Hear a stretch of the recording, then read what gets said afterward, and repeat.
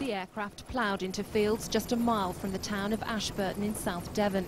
Eyewitnesses called the emergency services after hearing the plane's engines stall mid-air, minutes before it plunged to the ground and exploded. It came down very, very quickly, but it started vertically about 10,000 feet up in the sky. And it started this spiral downwards. It just went faster and faster, and it just landed within seconds, just vertically like that.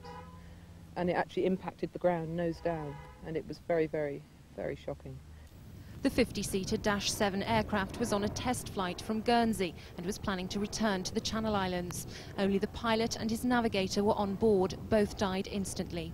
Air traffic control obviously had contact with the aircraft, but at a point shortly before 10 o'clock it appears from our inquiries at the minute that they lost contact with the aircraft, and that would appear to have been around about the time when we were receiving reports from members of the public that there was an aircraft in difficulty up here at this isolated rural location. It's not clear whether the pilot had time to steer the plane into fields and away from the nearby town before the crash. An investigation has now begun. Air accident investigators have now arrived at the scene. They'll be looking for the plane's flight recorders to try and establish when she lost contact and what caused her to crash. Lisa Holland, BBC News, Devon. In South Devon. The two crew members were killed, but there were no passengers on board the de Havilland Dash 7. The four-engine plane was flying from Guernsey when it came down. It was on a test flight after being serviced by a company at Guernsey Airport. Eyewitnesses say the pilot appeared to be trying to avoid the town of Ashburton and the busy A38 expressway. Lindsay Ashwood reports from the scene. This is all that's left tonight of the Dash 7, which was registered in the Cayman Islands. Air traffic controllers lost contact with the plane at around 10 o'clock this morning.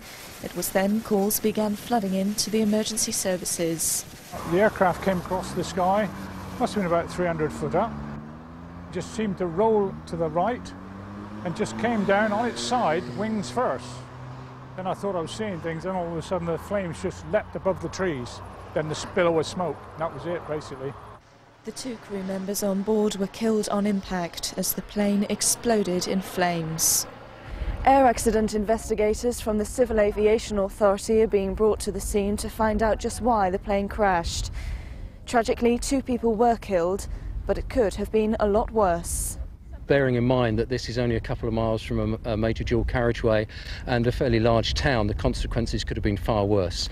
As it is, we've had an incident which has occurred in a rural location, and obviously no other people have been injured or hurt. It's too early for investigators to comment, but eyewitnesses say it appeared the pilot was desperately trying to steer the plane away from the A38. If that was the case, they at least managed to avert what could have been an even bigger tragedy.